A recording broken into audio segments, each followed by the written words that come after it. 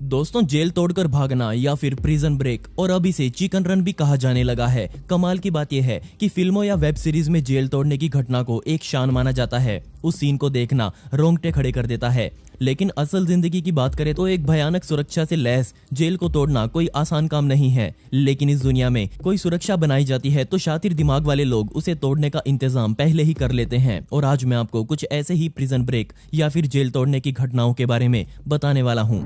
आप सभी को पता है कि इस दुनिया में एल्केट्राज जैसा कोई जेल नहीं है जो इतना मशहूर हो। इसकी खासियत भी मैं आपको बताऊंगा, लेकिन उससे पहले बता दूं कि इस बेहद सुरक्षित जेल से भी लोगों ने भागने की कई बार कोशिश करी, लेकिन कोई भी इतना फेमस नहीं हुआ जितना जून 1962 में हुई एक घटना ने इसको मशहूर बनाया।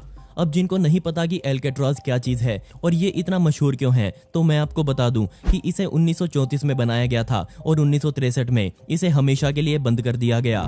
कमाल की बात यह है कि ये पूरा जेल एक आइलैंड पर बना हुआ है जो कि अमेरिका के सैन फ्रांसिस्को कैलिफोर्निया के तट से लगभग 3 किलोमीटर समुद्र के बीच में बना हुआ है। अब मान लीजिए कि आप एक समय पर इस जेल की सुरक्षा को तोड़कर भागने में कामयाब भी हो जाएं, तो भी आप खुद को एक नई मुसीबत में पाएंगे।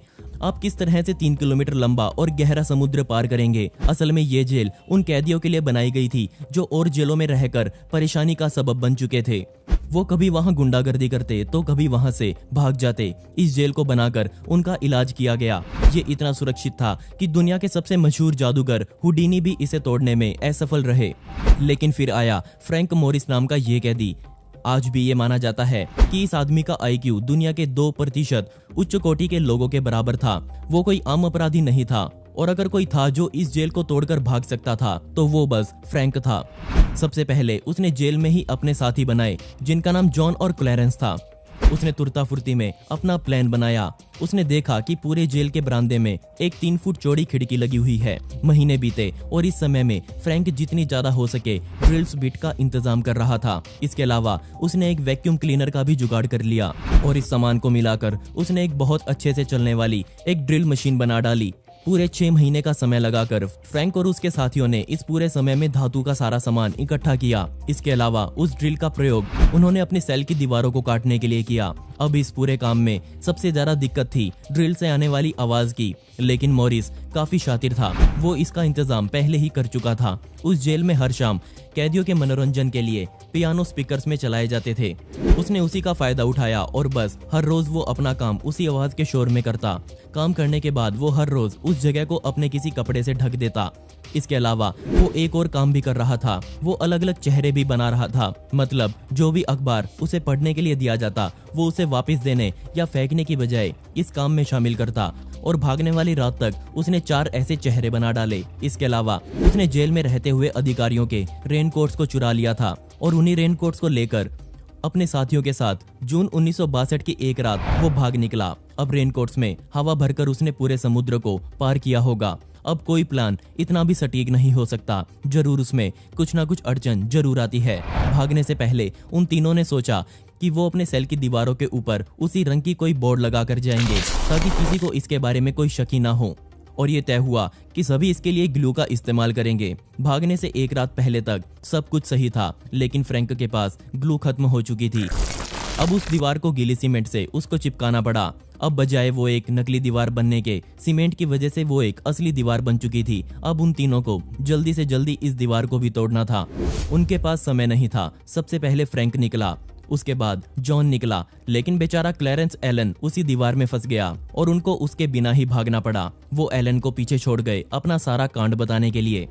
अब मॉरिस और उसके साथी के साथ क्या हुआ, पानी को उन्होंने कैसे पार किया, बदकिस्मती से ये हमें आज तक नहीं पता लग पाया। FBI के मुताबिक वो दोनों कैदी कभी किनारे तक पहुंचे ही नहीं, बल्कि बीच समुद्र में ही उनकी जान चली गई। लेकिन आज भी ये अफवाह है कि वो दोनों जिंदा हैं और ब्राजील में कहीं अपनी जिंदगी काट रहे हैं। कोई था जो एल्केट्राज जैसी जेल को तोड़ सकता था, तो वो था सिर्फ फ्रैंक मोरिस। आपको क्या लगता है कि क्या उसने ये काम कर लिया होगा? मुझे कमेंट्स में जरूर बताएं। दोस्तों, बात कर लेते हैं 1xBet के बारे में, जिसमें आप अपने पसंदीदा गेम्स खेलकर घर बैठे बैठे पैसे कमा सकते हैं। जी हाँ, गेम भी खेलना और पैसे भी कमाना, तो देर किस बात की, कमेंट सेक्शन में दिए गए लिंक पर क्लिक करके अभी रजिस्टर करें। और मेरे लिंक से रजिस्टर करने पर आपको 100% तक का बोनस मिलेगा। तो दोस्तों, देर किस बात की, तुरंत 1xBet पर रजिस्टर करें और खेल खेल में खूब पैसा कमाएं। अब बात करते हैं अगली घटना की। इसके बारे में जानने के बाद आप सच में हैरान हो जाएंगे। मैं यहाँ बात कर रहा हूँ योशिशिरा तोरी की। इस आदमी के बारे में भी यही कहा जाता है कि इसे कोई जेल संभाल कर नहीं रख सकती।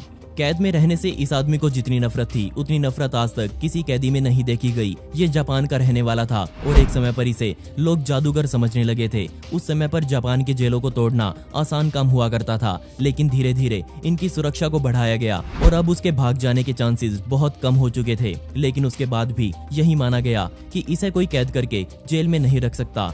योशी को हत्या और चोरी के जुर्म में गिरफ्तार किया गया था और गिरफ्तारी के बाद उसे आमोरी जेल में रखा गया। लेकिन सजा के सिर्फ 3 सालों बाद ही उसने अपनी हथकड़ी की चाबियां चुरा ली और वहां से भाग निकला। इसके बाद उसे फिर से पकड़ लिया गया और इस बार अकीटा जेल में उसे रखा गया और माना जा रहा था कि यहाँ से वो कभी नहीं भाग पाएगा। लेकिन जो किसी ने नहीं सोचा था वो यहाँ हुआ। आप देख सकते हैं कि इस जेल के हॉल में ऊपर ऐसा एयर वेंट लगा हुआ था और वो हर रात इसकी कड़ियों पर चढ़कर किसी एक शीशे को बाहर निकालने की कोशिश करता। उसने एक शीशा चुन भी लिया जो बाकी और सभी शीशों से ढीला हो चुका था और फिर फाइनली एक रात वो इस शीशे को हटाकर इस जेल से अपनी आजादी की ओर भाग निकला। 2 बार जेल तोड़ने के बाद भी योशी को फिर से गिरफ्तार कर लिया गया और इस बार उसे अबाशरी जेल में रखा गया। और उस समय दुनिया में माना जाता था कि अबाशरी जेल ही ऐसी जेल है जो एल्केट्राज जैसी खतरनाक सुरक्षा से बनी हुई है। इस जेल में भी सबसे बदनाम कैदियों को ही रखा जाता था, लेकिन नहीं, ये जेल भी योशी को भागने से नहीं रोक पाई। हर सुबह वो अपने सेल के दरवाजे पर उसे नाश्ते में मिलने वाला मिसो सूप गिरा दिया करता था। इस काम से उस दरवाजे का फ्रेम जंग खाकर थोड़ा कमजोर हो गया और फिर 25 अगस्त 1944 का दिन आया। उस दिन विश्व युद्ध की वजह से पूरे देश में ब्लैकआउट चल रहा था। योशी इस अंधेरे का फायदा उठाते हुए अपने कंधों को अजीब तरीके से मोड़ते हुए वो इस जेल से भाग निकला। इतना सब होने के बाद जापान की सरकार ने अपनी जेलों की सुरक्षा और बढ़ाने की सोची और योशी को दोबारा गिरफ्तार करके सपोरो जेल में रखा गया। और इस जेल में उसके 6 हथियारबंद गार्ड भी मौजूद थे जो 24 घंटे उस पर नजर रख रहे थे। लेकिन वो यहाँ से भी भाग निकला, पर कैसे? यहाँ पर इस जेल के अधिकारियों ने 2 बड़ी गलतियां की। पहली, उन्होंने उसके सेल में इतना काम किया ये सोचकर कि वो यहाँ से ना भाग सके। उन्होंने छत पर तो बढ़िया बढ़िया और मोटे मोटे इंतजाम किए थे, लेकिन फर्श पर उन्होंने ध्यान ही नहीं दिया। दूसरा, वो अपने से इतने उत्साहित थे कि उन्होंने योशी को हथकड़ियां ही नहीं लगाई। अब उसने फर्श तोड़कर यहाँ से भाग निकलने की सोची और इसी फर्श को खोदकर योशी चौथी बार भी उस जेल से भाग निकला। और दोस्तों, अब आप मुझसे इंस्टाग्राम पर जुड़कर मुझसे डायरेक्ट बात कर सकते हैं, जहां पर मैं आप सभी के सवालों के जवाब देने वाला हूं और साथ में आपसे बहुत सारी बातें करने वाला हूं। तो स्क्रीन पर दिख रही आईडी पर या फिर डिस्क्रिप्शन में दी गई आईडी पर जाकर मुझे वहां फॉलो कर सकते हैं। इसमें आपका ज़्यादा समय नहीं लगेगा और मुझे आपसे बात करना सच में बहुत पसंद आएगा। और दोस्तों, पिछली वीडियो का शाउट आउट जाता है मिस्टर टेडी विलेन को, जिन्होंने बहुत ही प्यारा कमेंट किया था। इस कमेंट के लिए आपका बहुत बहुत शुक्रिया।